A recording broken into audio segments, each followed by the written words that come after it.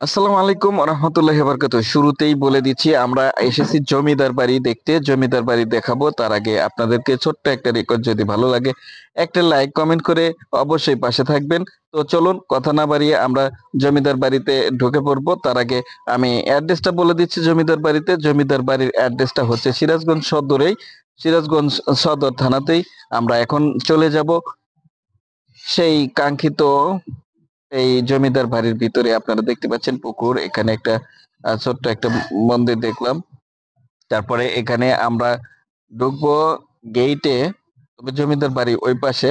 আমরা তার আগে এই যে পুকুর পাড়ে যাব, গেটে কিন্তু আমরা ঢুকে গেলাম। গেটে কেউ নাই, আমরা নিজেরাই ঢুকে গেলাম। এবার আস্তে আস্তে যাব হচ্ছে আমাদের সেই কাঙ্ক্ষিত কিন্তু জমিদার বাড়ি ঘুরে দেখার যে পালা, সেই পালাটা আমরা দেখতেছি। তো বন্ধুরা সাথে থাকুন। মানে কিভাবে যেতে হয়, কোন রাস্তা দিয়ে যেতে হয় আপনারা কিন্তু আসতে পারবেন। এই ভিডিওটি পুরোপুরি দেখলে কিন্তু আপনারা অবশ্যই এখানে আসতে পারবেন। দেখুন আমরা এখানে এই গাছের ভিতরে আমাদের গাড়িগুলো পার্ক করব। পার্ক করার পরে আমরা এই যে এই পাশে দেখতেছি আসল জমিদার বাড়ি হচ্ছে এই যে ভিতরে ওই ওই পাশটাতে হচ্ছে জমিদার বাড়ির ভিতরে অংশ। আমরা যাব সেখানে পরে যাব। তার আগে আমরা যেখানে দেখলাম প্রথমে মসজিদ, তারপরে ওই মসজিদের পুকুর, এই পুকুর পাড়টা আগে দেখবো।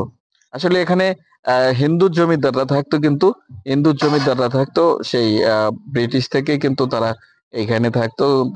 হয়তো বা তাদের যখন চলে গেছে তারা, তখন কিন্তু এখানে বিক্রি করে গেছে মুসলমানদের কাছে। আর এই মুসলমানরা কিন্তু এখানে কিনে ক্রয় করে এটা ক্রয় করেছে। ক্রয় করার পরে আমরা এই যে আস্তে আস্তে আপনাদের দেখাচ্ছি পুরো আহ, বিষয়টা ভিজিট করে দেখাচ্ছি আপনাদের। আশেপাশে দেখতে পাচ্ছেন এখানে পুকুরে কিন্তু প্রচুর পরিমাণে মাছ আছে। এখানে আমরা দেখতে পাচ্ছি আহ বাগান বাগান করা হয়েছে, এটা আনারসের বাগান।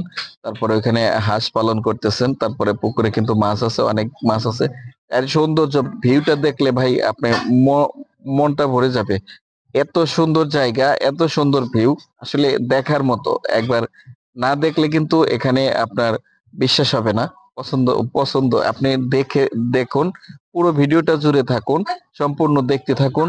কত সুন্দর এরিয়া, কত সুন্দর দেখা যায়। দেখুন ভাই, ভিউটা ভাই, এর যে ভিউটা একদম অসাধারণ। এটা আমরা দেখতে পাচ্ছি আসলে এই যে একটা গেট দেখতে পাচ্ছেন, পুকুরে নামার জন্য যে ঘাট থাকে, এই ঘাটের অংশ। আমরা পুকুরটা দেখতেছি।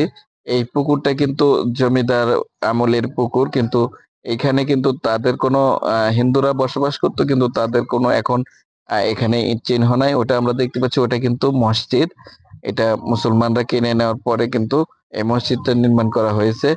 আর এই যে প্রাকৃতিক যে সৌন্দর্যের সাথে সাথে বাগানের মতো এত সুন্দর পরিবেশ, এত সুন্দর যা আসলে আপনি না দেখলে কিন্তু বুঝতে পারবেন না। দেখুন কত সুন্দর দেখা যাচ্ছে, এত সুন্দর মনোরম পরিবেশ একদম। আসলে এখানে এত সুন্দর মানে কারুকাজ করা হয়েছে চারিদিকে, যা বলার মতো না। অবশ্যই আপনারা দেখে যাবেন পুরো ভিডিওটা। এবং আমি মসজিদটাকে কত সুন্দর ডিজাইন করে করা হয়েছে, এবং এর ভিতরে ভিতরে যাব। আমরা নামাজ পড়বো আজকে, মসজিদে নামাজ পড়বো। নামাজ পড়ার পরে এর আশেপাশে যে কাজগুলো আছে সেগুলো আমরা দেখাবো, আপনাদের ঘুরে ঘুরে দেখাবো। এ পর্যন্ত আপনারা দেখতে থাকুন। দেখুন মসজিদটা কত সুন্দর দেখা যাচ্ছে, আমি একটু জুম করে দেখাচ্ছি আপনাদেরকে। এত সুন্দর আসলে। সমস্ত বিষয় জায়গাগুলো ঘুরে ঘুরে দেখার পরে অবশ্যই আপনার এখানে ঘুরে যেতে মন চাইবে। তো আসবেন অবশ্যই কান্দাপাড়া, সিরাজগঞ্জ সদর। সিরাজগঞ্জ সদর জেলখানার রাস্তা আছে, জেলখানার রাস্তা দিয়ে, অথবা আপনি যদি কড্ডার মোড় হয়ে যাইতে চান, কড্ডা থেকে ঝাউল ওভার ব্রিজের নিচ থেকে আপনি সরাসরি কিন্তু এই জমিদার বাড়ির কথা বললে সেখানে একদম রাস্তার সাথে আপনাকে কিন্তু নামায়া দেবে। দেখুন আমরা নামাজ শেষ করলাম, নামাজ শেষে কিন্তু এই যে গুড়ি গুড়ি বৃষ্টি হচ্ছে, বৃষ্টির মধ্যে আমরা বের হচ্ছি।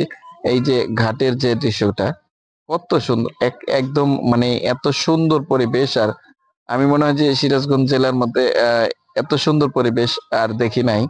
তবে এতটাই সৌন্দর্য এখানে মানে হয়েছে। কাজ কথাগুলো এবং শুনে অবশ্যই আপনাদের আসতে মন চাইবে, কারণ এত সুন্দর এই যে বসার জায়গায় জায়গায় বসার স্থান, এবং ওইখানে আমরা দেখতে পাচ্ছি, দেখুন এটা কিন্তু আপনার ডাস্টবিন। আপনি ময়লা ময়লা আবর্জনা ফেলবেন, আপনি যেখানে সেখানে ময়লা ফেলা যাবে না। আপনি আপনাকে নির্দিষ্ট স্থান দেওয়া হয়েছে, সেখানে কিন্তু আপনি ময়লা ফেলবেন। কত সুন্দর তো, ভালো লাগলো। আমি নিজে নিজে দেখেই আমার কাছে খুব ভালো লাগলো। ধন্যবাদ।